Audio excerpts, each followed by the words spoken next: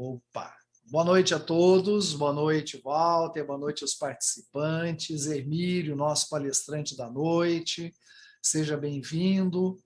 Mais uma vez nós estamos no nosso grupo de estudos, o Grupo Espírita Francisco Cândido Xavier, né?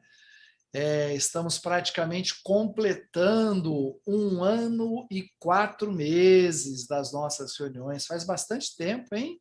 Bastante tempo. Depois nós temos que fazer um bolinho de aniversário aí, de comemoração. Hoje nós temos o nosso querido irmão Hermílio, que fará a palestra para nós. Introdução ao livro Nas Fronteiras da Loucura. É isso, Hermílio? Excelente essa obra. Como sempre, nós iniciamos as nossas reuniões com a oração e eu pergunto ao nosso grupo hoje quem gostaria de fazer a nossa prece, está assim morrendo de vontade de expor a sua fé, a sua convicção através da oração. Pode ser qualquer um, viu, gente? Vale a pena. Paulo, é só... Oi, fala, Walter. Eu estou vendo que a luz está do lado da Silene aí. Ah, Silene? Aí, Silene, a sugestão é você fazer a nossa prece. O que você acha, Silene? Então, libera seu microfone, por gentileza, e faça sim. a nossa prece. É com você, Silene. Boa noite a todos, né? Então, vamos aquietar o nosso coração, aquietar a nossa mente também e elevar os nossos pensamentos nesse feixe magnético, onde envolvemos cada um dos irmãos presente nesta telinha, para que juntos possamos, aos pés do Mestre Jesus, depositar o nosso agradecimento pelo dia, pela vida e por esta grande oportunidade de estarmos aqui.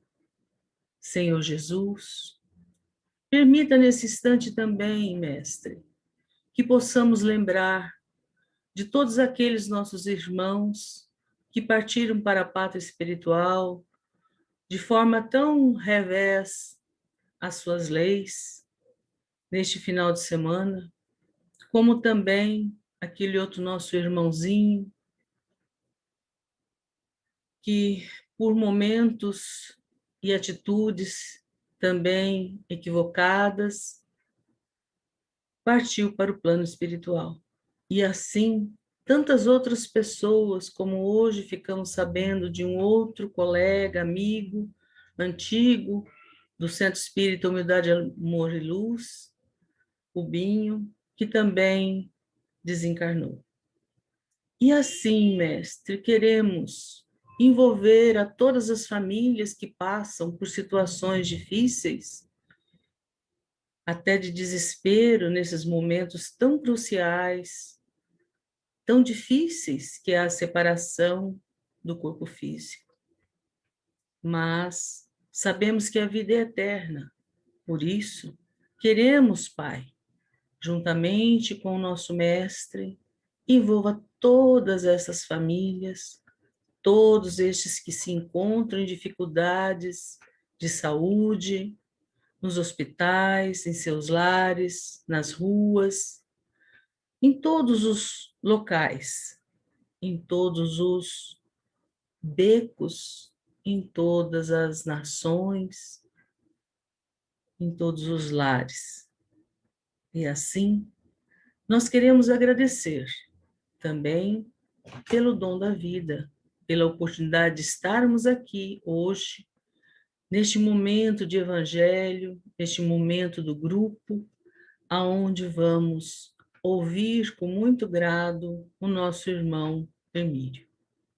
Que ele possa realmente receber dos planos espirituais as intuições sacrossantas do bem para desenvolver o tema proposto. Obrigada, Senhor, por este grupo acolhedor. Obrigada por estarmos aqui. Que assim seja. Emílio, é com você. Nosso tempo é em torno de 30 minutos. Pode utilizar à vontade.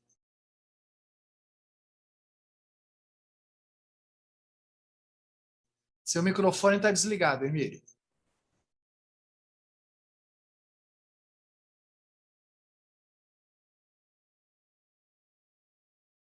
Embaixo na barra do Zoom, na barra de tarefas, lateral esquerda, onde tem o ícone do microfone. Agora liberou. Eu tinha minimizado aqui. Bom, pessoal, boa noite a todos. Estão todos ouvindo bem aí? Sim, perfeito. Paulo, eu queria mandar um abraço para você. Eu te conheço há muito tempo, né, Paulo? A Silene, pessoas muito especiais aqui nessa reunião. Silene, companheira de tantas estradas, aí, tantas líderes do movimento espírita, eu sou das antigas também, né? Não que ela seja das antigas, a Silene é uma jovem, mas estamos aí, né, Silene? Há muito tempo, né? Bom, pessoal, primeiro agradecer a oportunidade ao Walter, da gente estar aí conversando nesse momento, nessa noite, e aí esperamos aí contribuir. Eu considero esse livro um top 100, vamos chamar assim, um top 100, né, da doutrina espírita, porque é um livro muito importante, tanto que nós fizemos esse título aí, o título Uma Introdução, porque nós queremos que vocês, a gente vai fazer um estudo das 100 primeiras páginas, né? O livro ele tem mais de 300 páginas, 320 páginas, então nós vamos fazer um estudo que a gente sintetizou bastante, né, para dar nesses 30 minutos, mas vamos ter bastante assunto aí para essas 100 primeiras páginas. É um livro que nós temos que ler, o Espírita, as obras de André Luiz, muitas obras do Divaldo, essa aqui é uma delas, né? Nós precisamos ler, né? Nós precisamos estudar. Então, nós fizemos aqui um resuminho, a gente vai conversando, nós vamos abrir para pergunta no final. Quanto tempo que tem mesmo aí, Walter? 2 horas para conversar? Palestra aqui? Né, Sônia? 2 horas de conversa, né? Emílio, você pode falar 8 horas e 45 minutos, tá? Mas o bom tom é meia hora. Ainda bem que fica gravado. Então, Isso. Nas Fronteiras da Loucura. É um livro de 1982, essa aqui que eu estou usando é a 16ª edição. Eu botei nesse slide as 2 capas, a antiga, mais conhecida, a antiga, né, que está aí à sua esquerda, e aí à direita é a capa mais nova, mais atualizada, né?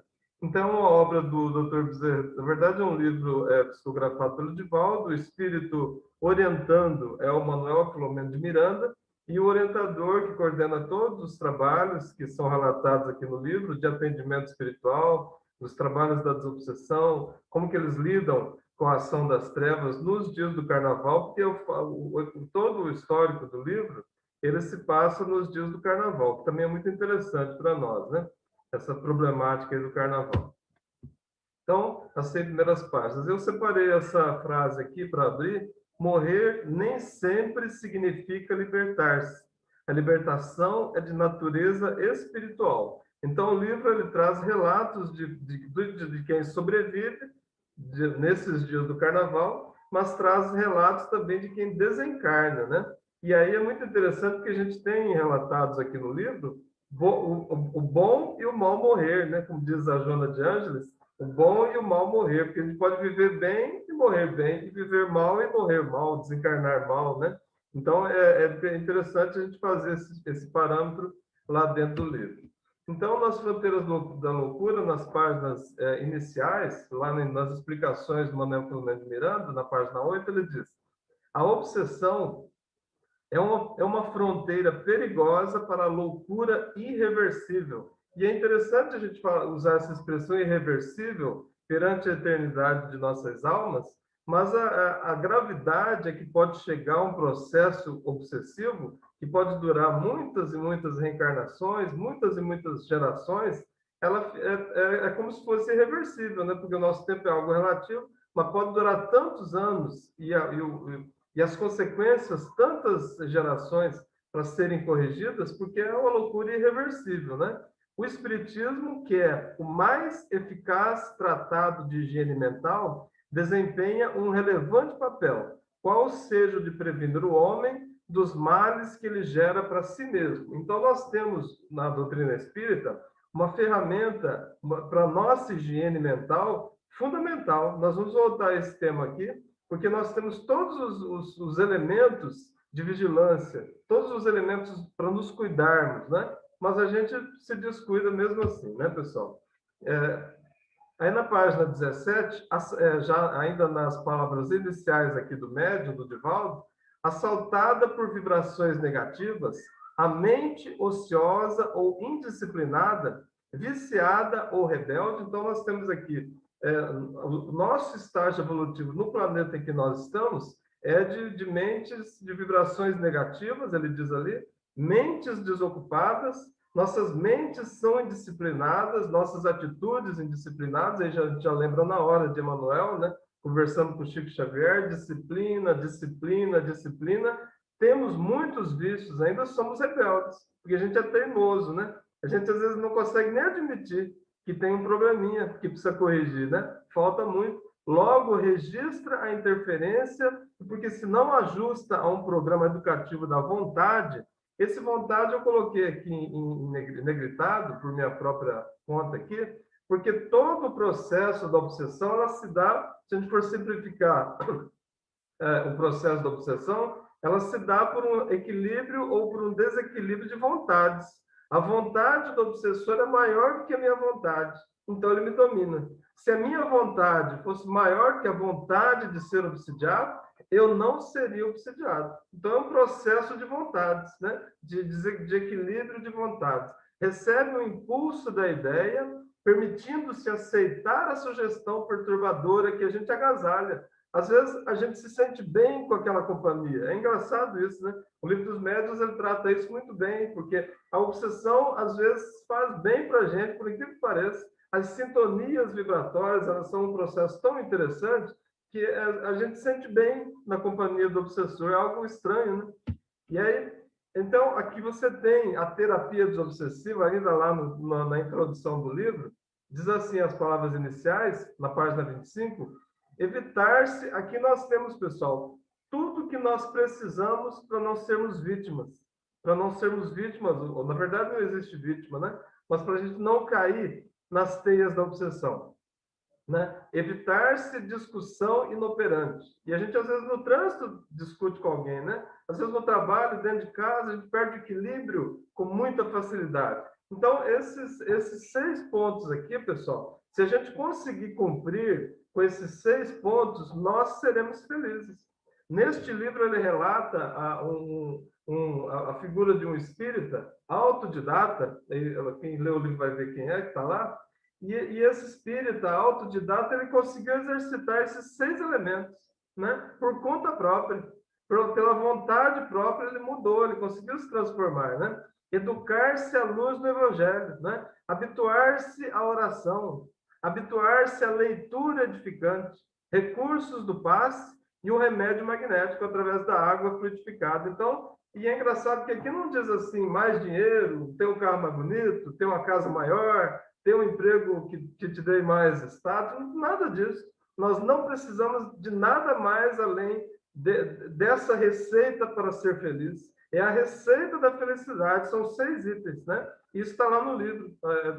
O Bezerra de Menezes que faz vai comentar depois.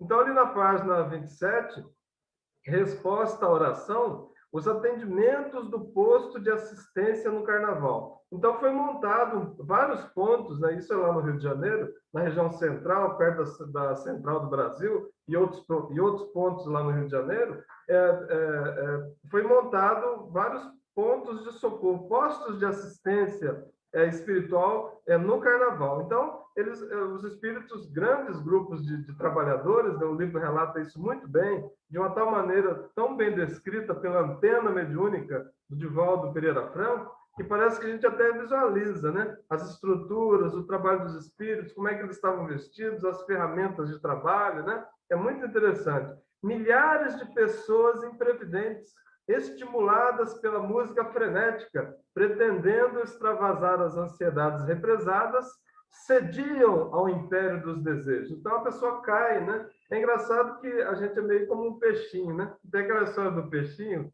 que vê aquela minhoquinha ali pendurando no anzol, ele vai, morde e cai. E é engraçado que o amiguinho, o peixinho dele que está do lado, vê o amiguinho sendo levado pelo pescador, no outro dia ele vê aquele anzolzinho com aquela minhoquinha ali, ele vai e cai de novo. Nós somos igual o peixinho, nós temos uma coisa de cair em armadilha de espíritos, né? Nós somos peixes, realmente, que somos fisgados, né? O tempo todo a gente cede. Ele fala aqui a palavra ceder, quer dizer que eu me entrego, eu me dou ao império dos desejos e me deixo levar pelas obsessões. A delinquência abraçava o vício, urdindo agressões. Desde a véspera haviam sido instaladas diversos postos de socorro, então vários pontos, né, de atendimento. Então, em resposta nesse capítulo 1, os atendimentos do posto de assistência no Carnaval. Então, na página 29, os seletores de preces. Então, você tinha ali aparelhos, isso é bem interessante, porque nos livros do André Luiz, ele cita vários tipos de aparelhos, né, que são utilizados para o trabalho dos espíritos lá nos umbrais de tratamento nos hospitais. E aqui existe um aparelho que é citado no livro várias vezes, chama-se seletor de prece. Então, Walter, quando você fizer uma oração, faz com vontade, viu? Porque senão o aparelhinho de seletor de prece lá, ele nem vai perceber. Eu lembro que uma vez eu li uma mensagem do Bezerra de Menezes, dizendo que alguns de nós fazem oração com tanta vontade que ela não passa nem do teto da casa da gente, né? E aqui esse seletor de prece, ele mede o tamanho da nossa fé, o tamanho da nossa vontade, o tamanho do nosso merecimento para receber o auxílio. Então, o seletor de prece ouviu uma oração, um pedido de oração, e os espíritos foram lá atender, porque não era uma prece qualquer, era a prece, né? Então, fora captada uma solicitação veemente, de urgência a ele dirigida nominalmente. Dirigida a quem? Aqui tudo é o Bezerra de Menezes, né? Dirigida ao Dr. Bezerra de Menezes nominalmente. Quantos de nós pronunciam o nome do Dr. Bezerra nominalmente com essa vontade veemente que está aqui, né? A gente às vezes não tem essas virtudes, né? Então, os seletores pelo tom vibratório, né, pediam, chamavam, né, imediatas providências, exigia, né, que as providências fossem imediatas, né?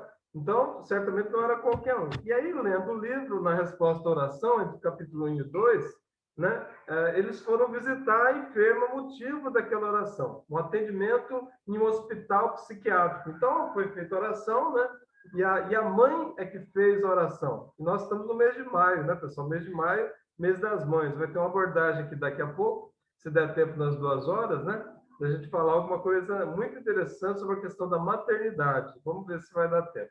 A oração intercessória de uma mãe, a Dona Angélica, portadora de inúmeros títulos de benemerência. Então, eu coloquei aqui títulos em vermelho, porque, pessoal, a gente tem título de diploma de faculdade, a gente tem diploma... Aliás, o Paulo tem uma oratória muito boa, perceber aí, tem uma dicção muito boa, então ele deve ter títulos de oratória, né? O Walter tem título lá do policial militar, da excelência, não sei o quê, quem trabalha nas empresas tem títulos do funcionário do mês, mas não é desse título que nós precisamos.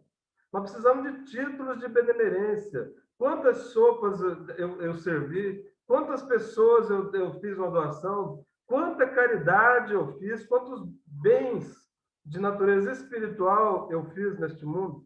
Qual é o nível do meu interesse em cuidar o outro, em cuidar o próximo, em fazer caridade, mas a caridade verdadeira. Não é aquela caridade que joga uma moeda no chão para o outro correr e se sentir humilhado.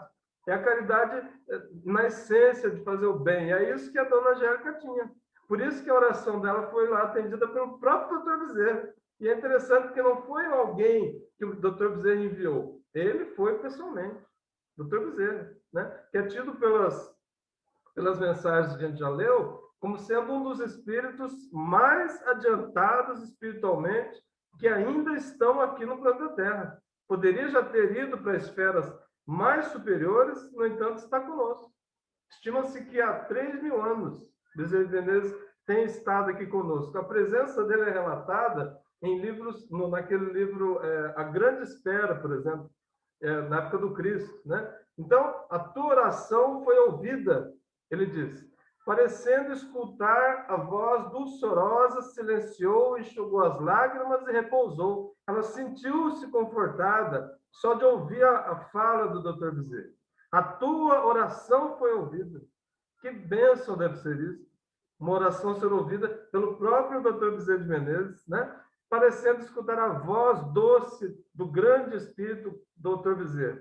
Né? A filha única encontrava-se internada em sanatório sob a ação do chefe do lugar, porque todo sanatório, aliás, todo lugar, né, Silene, tem o chefe do lugar, né? Tem o chefe do lugar que é bom e tem o chefe do lugar que é ruim também, né? O sanatório tem o chefe que é o do bem e tem o chefe que é o obsessor dos lados. Então, tem também, chefe do lugar, sofrendo os açoites de seus supostos corretivos. Engraçado que o obsessor ele se dá ao direito de ser o juiz, né? E é engraçado isso. Vários livros relatam isso aí, né? O livro Libertação do André Luiz também tem lá um dragão, lá, um chefão lá, que bate e dá até uma segunda morte no desencarnado, porque eles têm isso mesmo. Então, aí esta filhinha da Dona Angélica chama-se Julinda. Julinda, visita a enferma. Seu drama tem raízes muito profundas que se encontram fixadas em existências passadas. Então, o sofrimento dela vem de muito tempo, vem de muito antes, né? E aqui eu fui ver o que é que ela tinha, e fui no bom e velho Google, né? Psicose maníaco-depressiva, conhecida também como transtorno bipolar. Aliás, 99% de nós tem transtorno bipolar, viu, Paulo? Viu, Walter? Se você fizer um exame lá a fundo, você vai descobrir que você tem também transtorno bipolar. Você não precisa tomar remédio, vai só no centro, tomar água fluidificada, que você fica bom já. Então, transtorno bipolar refere-se às mudanças de humor, alto, que é o maníaco, e baixo, que é o depressivo, ou seja, uma desordem cerebral. A pessoa que sofre de psicose maníaco-depressiva, ela oscila o humor, um dia está bem, outro dia está mal, um dia ela está depressiva, outro dia ela está mais feliz. E é uma coisa interessante, outro dia eu fiz uma palestra sobre essas questões da doença mental, aí eu fui ver que psicose é um grau mais avançado de loucura, né? Vamos dizer assim. E neurose é o grau inicial de loucura. Aí, conversando com um amigo nosso que é psiquiatra, ele disse assim, 50% da população do mundo é neurótica. E os outros 50% são psicóticos. E aí eu perguntei, doutor, o senhor acha que eu sou neurótico ou psicótico? Não, você ainda está neurótico só. Então, a gente está assim nesse meio ali, né? Ou você é neurótico, tem que tomar só um calmantezinho, uma aguinha de maracujá, ou se você é psicótico. Aí tem que tomar remédio forte, internar, né? Porque já é casos graves, que exigem tratamento. Aí o espírito ele faz um comentário muito interessante, o doutor que está lá atendendo, as terapias que são usadas, eu fiz a listinha aqui embaixo, lá, o último item ali, ó. As terapias, até hoje se usa, né? Eletrochoque, o problema pode ter relação com hereditariedade, pode ter relação com glândulas viscerais, pode ter alterações endócrinas, químicas do organismo, pode ser problema psicológico, mas o espírito diz que pode ser algumas dessas coisas, mas não é só isso. O problema dos desequilíbrios, das psicoses, elas têm uma patogênese da alienação mental, né? É uma patogênese da alienação mental, mas ela sempre terá uma relação com o histórico do espírito falido. Isso é muito interessante.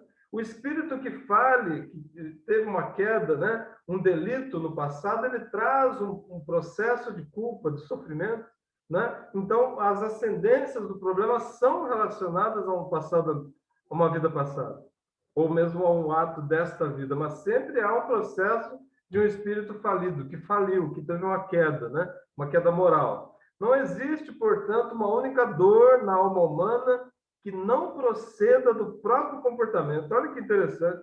A gente tem um certo hábito, porque é muito conveniente, né? A gente diz assim, não, mas Deus está me castigando. Não, mas este mundo é um mundo infeliz.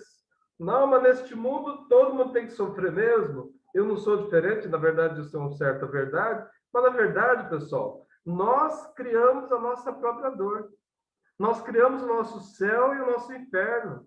Nós temos o nosso histórico, ele justifica o que nós vivemos hoje.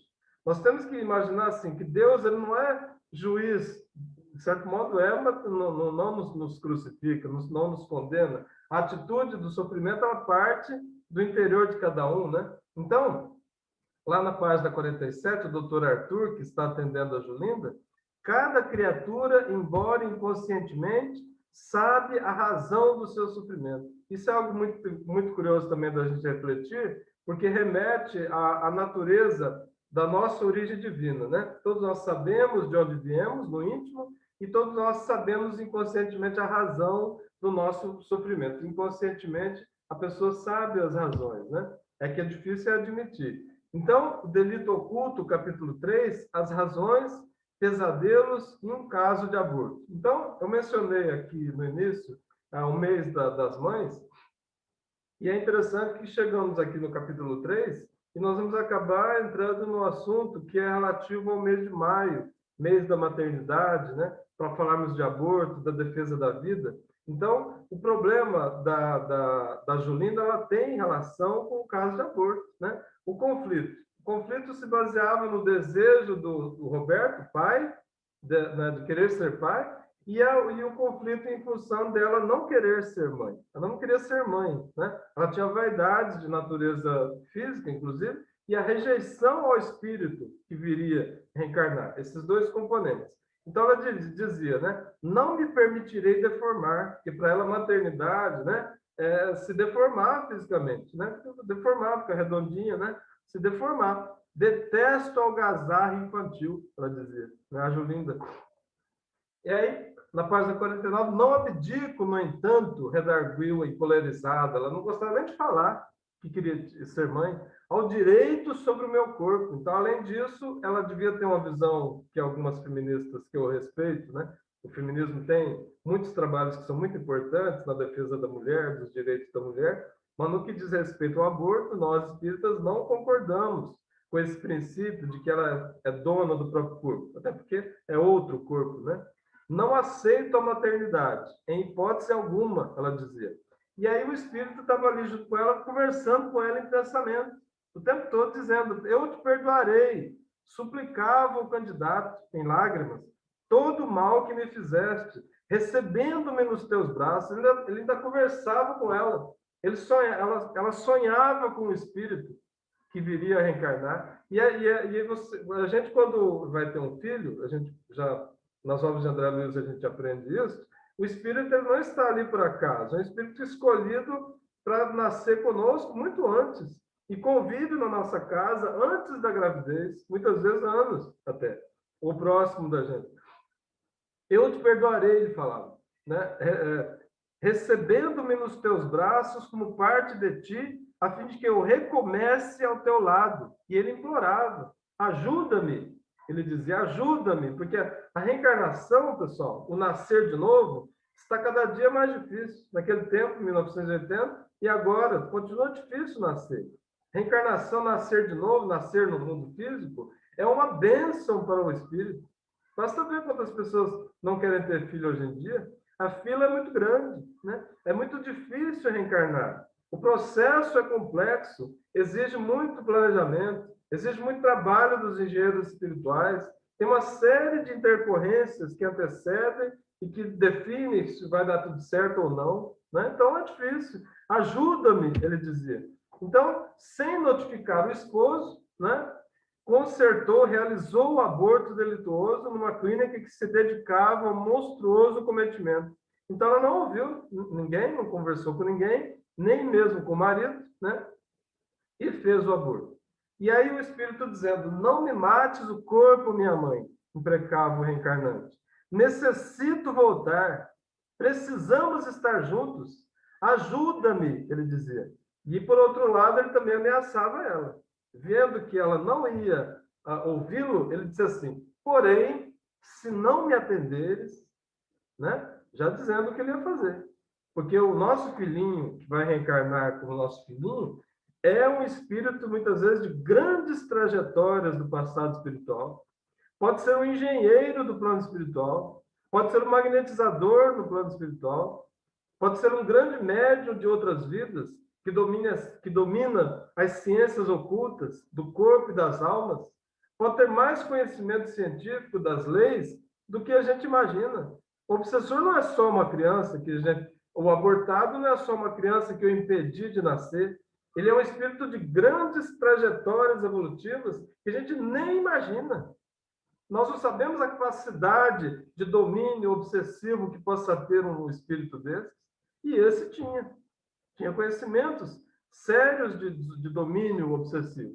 Então, odeio-te, nunca te receberei, ela falava.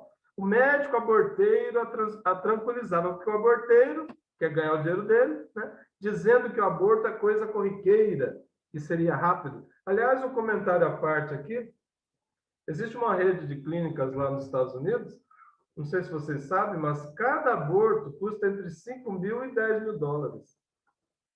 Se fosse em reais, entre 25 e 50 mil reais. É quase o preço de uma moto, um carro. É caro um aborto. É uma indústria. Mexe com muito dinheiro. E essa indústria há muito tempo quer vir para o Brasil e nós temos que lutar para que não venha. Nós não queremos, na pátria do Evangelho, isso aqui, crimes de aborto. Então, no capítulo 4, programática reencarnacionista, o processo da culpa.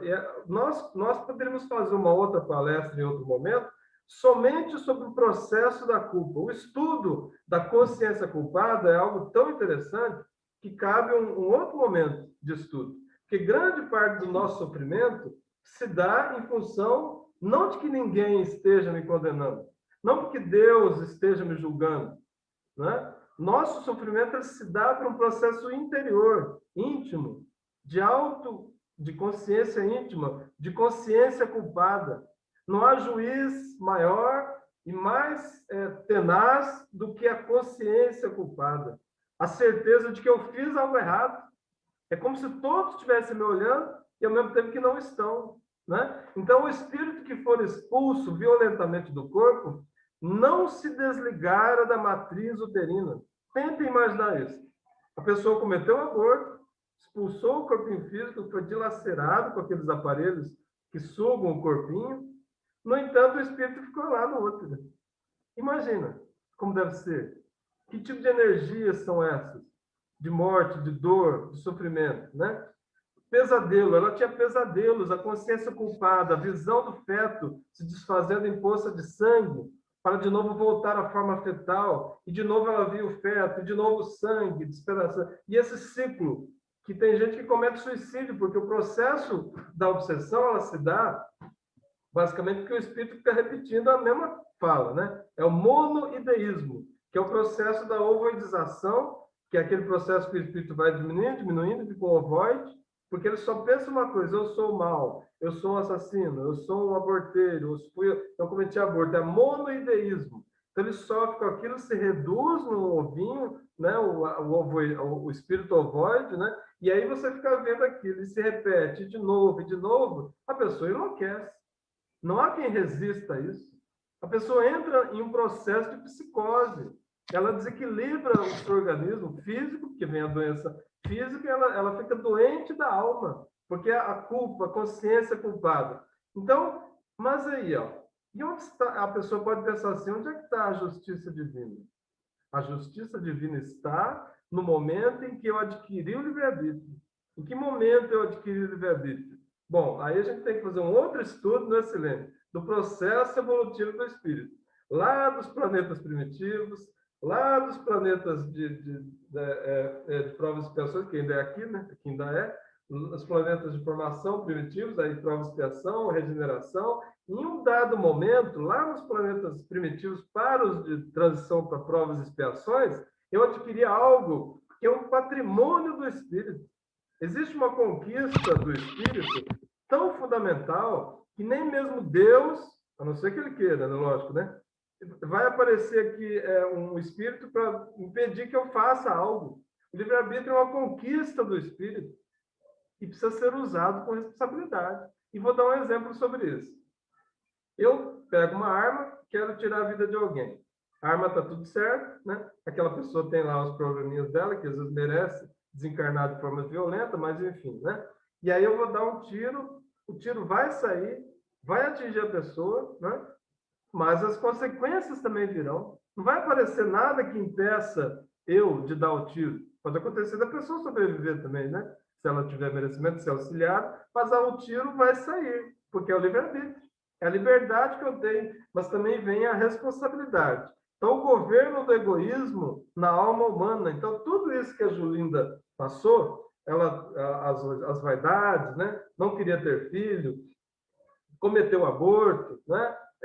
Não se negou um compromisso, porque o nascimento de um filho é um compromisso assumido no plano espiritual. E ela negou esse compromisso, né? Ela não foi fiel ao compromisso. Ninguém é filho de ninguém por acaso, ninguém é pai ou mãe de alguém por acaso, né? Tudo tem um processo em vidas anteriores. Então, o governo do egoísmo. Ela se deixou levar por um dos principais defeitos nossos defeitos, nos quais eu me incluo, egoísmo e orgulho, né? Egoísmo na alma humana. E aí eu gostaria de fazer um outro comentário interessante sobre o seguinte: o aborto, a prática do aborto, durou 2 horas. Todo o processo durou 2 horas. Essas 2 horas representarão dezenas, talvez centenas de anos para serem corrigidos. Um ato que eu cometi de erro por 1 minuto, 1 hora, 2 horas, pode representar dezenas de anos, centenas de anos para serem corrigidos. Veja só, né? Atitudes impensáveis. Então, sobre o carnaval, lições proveitosas. Uma vez por ano é lícito enlouquecer, né? Segundo alguns dizem. O carnaval tem origem nas bacanais, festas lá na Grécia, em homenagem ao deus Dionísio. Antes, os trácios se entregavam aos prazeres coletivos, os povos antigos trácios, né? Em Roma também ocorria saturnálias, sacrifícios humanos. Na Idade Média, o Carnaval de Veneza, já mais recente. Então, uma vez por ano é lícito enlouquecer, mas uma vez só. E as consequências que virão, né? Acidentes de trânsito, gravidez, início de uso de drogas, crimes, assassínios. Tem gente que começa a beber, né, também nessa época. Tem uma série de complicações. E o livro ele relata vários problemas. Pessoas que estavam tudo bem, teve um ano, tudo certinho, mas naquela noite foi do carnaval. Naquela noite, aquele 1 minuto vai representar centenas de anos para ser corrigido, por causa de uma noite de carnaval, né? Então, assim, o caso Hermance, no capítulo 8, né? Merecimento, intercessão, esse aqui eu só fiz um resumo. Hermance, uma jovenzinha de 18 anos, muito linda, beleza lirial, infantil, a avózinha, Dona Melite, né? A avózinha dela, o medo e o choque fatal. Então, ela foi a primeira vez que ela foi no carnaval, né? Muito inocente, tudo, muito ingênua, se deixou levar por uma conversa de um malandro, né? Porque carnaval tem disso também, né? Os malandros que chegam ali, as menininhas caem na conversa dos malandros, foi levada para uma casa que ela não conhecia, não sabia, né? Se apartou dos outros amigos que estavam com ela. E essa casa onde ela foi, pessoal, era, na verdade, um prostíbulo. Eles iam explorar ela ali, à força, violentá-la. E ela, quando se deu conta de tudo isso na noite do carnaval, e ela, quando se deu conta disso, levou um choque tão grande, a vozinha já acompanhando ela, já prevendo a situação, né? Ela desencarnou de susto, de choque, né? Nem viu depois nada, né? Então, é um relato lá que está muito interessante para a gente estudar. O problema das drogas, Bezerra de Menezes e a palestra na Central do Brasil. Nós vamos concluir, já percebe que já estamos na página 95, nós vamos concluir com a palestra do Dr. Bezerra de Menezes, lá na Central do Brasil, o momento lá que eles tiveram de estudo, né? E a gente vai fazer um pequeno resumo aqui. Né? Espiritualmente atrasado, o homem moderno avança na conquista do sistema solar, né? Mas não conseguiu conquistar a si mesmo. E eu botei esse ano aí do lado, 1982, que é o ano do livro, e nós estamos vendo a humanidade chegar em Marte, né, pessoal? Né? A China chegou em Marte com aquele robozinho, Estados Unidos chegou em Marte, né? A gente está conseguindo mandar sondas até para aquele planeta, a Lua, que orbita Saturno. Estamos saindo do sistema solar, né?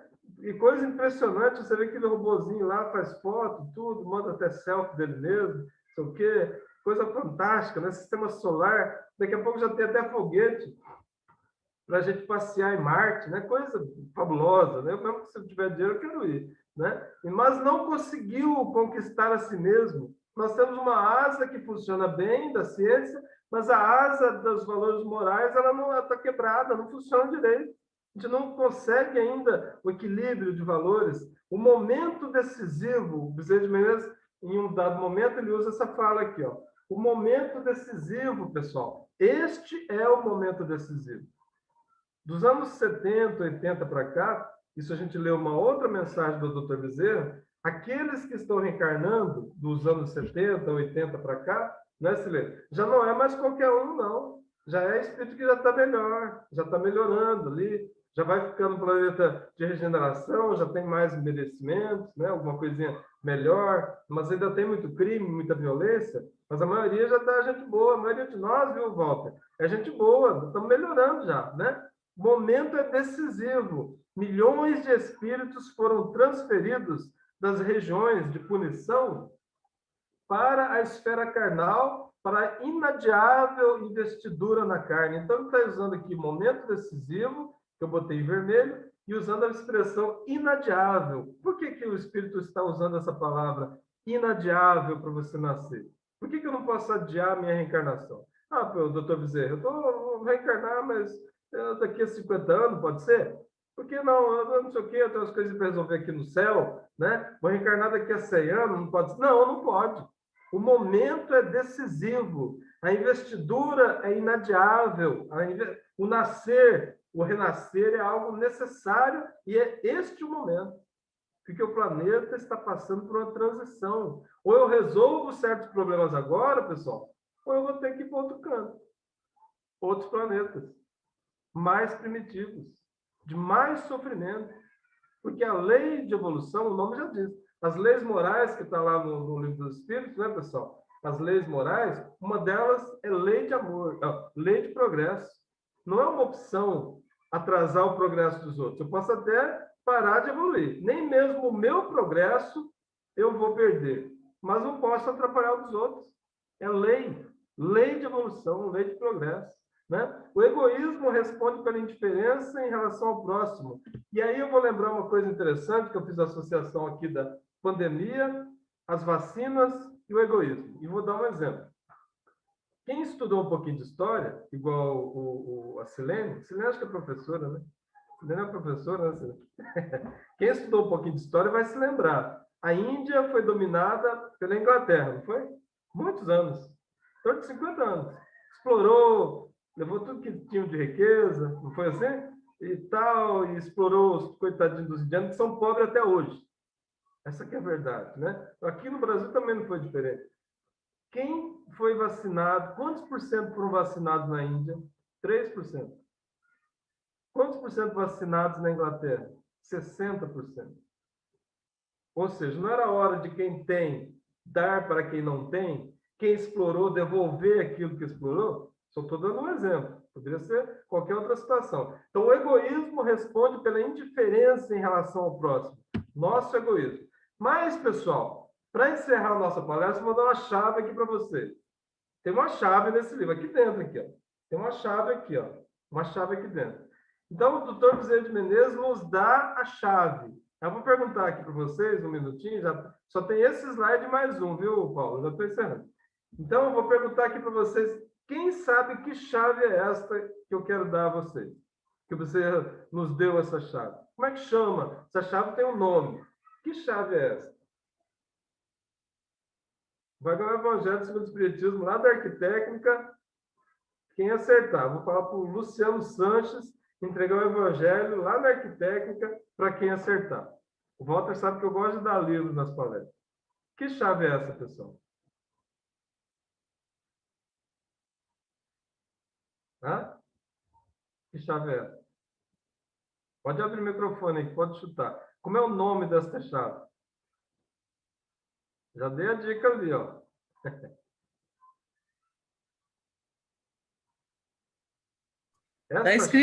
Tá escrito aí a reencarnação, né? É a reencarnação ali, ó. Eu vi que ninguém já abriu. Então, a reencarnação, a anterioridade da alma a sobrevivência após a destruição deste. Então, tudo isso que nós estamos relatando aqui, pessoal, a gente poderia ter uma solução de entendimento muito maior e as pessoas se precaverem de cair no erro se elas entendessem a lei da reencarnação.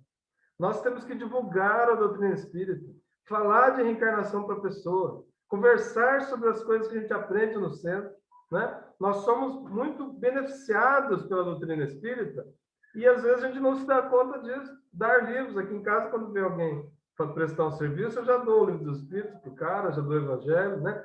Nem pergunto se o cara é evangélico ou não, mas faço isso. Temos que falar da doutrina da reencarnação, é a chave para o entendimento e para a mudança de atitudes, né?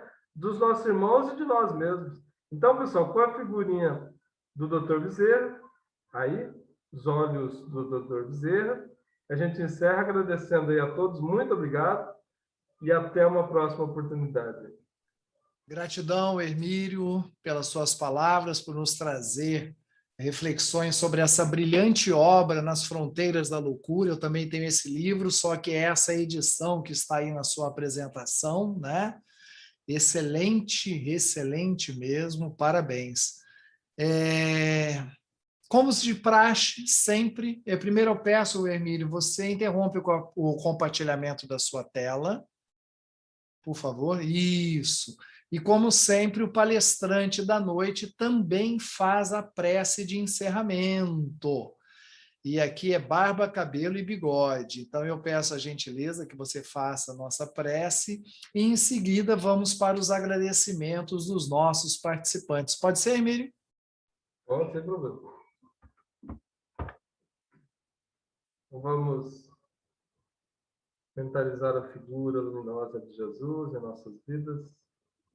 Somos carentes das mensagens do Cristo, seu Evangelho Redentor, que liberta as nossas almas. Alunos que somos deste mundo de lutas, de aprendizado, em especial agora, com o aprendizado da dor, da doença, da pandemia. Possamos, Senhor, ter muita paciência, muita fé no futuro, compreendendo que nada vem por acaso, que tudo há uma razão nos nossos processos evolutivos. Nós pedimos que abençoe, Senhor, todos os que sofrem, nos hospitais, em especial nos hospitais. Nossa irmã Elisenda de Neuac pede orações, vibrando aqui intensa luz para os seus familiares, seu cunhado que está internado. Abençoa, Senhor, as pessoas que muitas vezes não conhecemos, mas que precisam de vibrações de carinho, de reequilíbrio. Esteja conosco, Senhor, na Casa Espírita, Chico Xavier, todos os trabalhadores, sintonizando com o bem, com a luz. E muito obrigado, Senhor, por essa doutrina de luz, que tanto bem faz para as nossas almas, o conforto espiritual que recebemos, a cura das nossas dúvidas, dos nossos medos, as doenças da alma. Muito obrigado, Senhor. Graças a Deus, e que assim seja. Gratidão mais uma vez, Hermílio, que falou que nós somos os antigões da doutrina em Campo Grande, mas não, o antigão mor do nosso grupo que está aí é o seu Hudson, viu? O Hudson lá do Centro Espírita Nosso Lar. Oi, Marco. Um abraço, Marco. Esse é o nosso decano. Walter, como a Verinha Giraldelli não está presente, você quer fazer os agradecimentos? Pode agradecer aí, Paulo, mencionando alguns aí, porque você está no notebook, né? Eu não visualizo não todos no aqui. Notebook, eu estou no PC, mas dá na mesma. Então, agradecemos ao nosso grupo tradicional, os que estão presentes todas as terças-feiras, Alice Companhia Limitada, a Maria, a Selma, a Silene, a Mari Chiminacho, lá do Paraná, Luiz Ferraz, lá de São Bernardo. Nós agradecemos a presença da Nide Giraldelli, do seu Hudson, Alice, a Sueli Amada, a Libertina, que está sempre conosco, a Soninha, a família Giraldelli em peso, e em especial agradecemos ao Hermílio. Walter, semana que vem, quem é o palestrante? É o tal de Paulo Mendonça. Sou eu. Eu posso dizer que eu não venho amanhã na terça-feira? Não, né? Ah, é? Não estou sabendo, não. Estaremos presentes. Gente, obrigado a todos. A sugestão do Hermílio desse livro, Nas Fronteiras da Loucura, é excelente. Leiam. Manuel Filomeno de Miranda dá um show em todas as suas obras e essa não é diferente, não, tá? Vale a pena. Em especial por toda a estrutura que é montada na cidade do Rio de Janeiro, em pleno carnaval, supostamente no ano de 1982, mas como o livro foi publicado em 82 e faz uma narrativa, provavelmente possa ter sido o carnaval de 1 ou 2 anos antes, mas é muito interessante essa obra, viu? Agradecemos a presença de todos, daqui a pouco nós estaremos publicando, Hermílio, a sua palestra lá no canal do YouTube, Grupo Espírita Francisco Cândido Xavier, Campo Grande. Um abraço a todos. Vai para a Rede Globo. Oi? Vai para a Rede Globo, que chique. Ô, rapaz, nós somos chiques, tá? Viu? Depois você manda o link para mim que eu vou compartilhar no centro. Perfeito, perfeito. Nós faremos isso. O Walter manda porque eu não tenho o seu contato, tá? Gente, um abraço a todos. Até a próxima semana, terça-feira que vem, nossa palestra. Se alguém quiser sugerir um tema, passa para o Walter aí que ele passa para nós, tá? Um abraço, bom descanso a todos. Tchau. Encerrando a sala. Obrigado.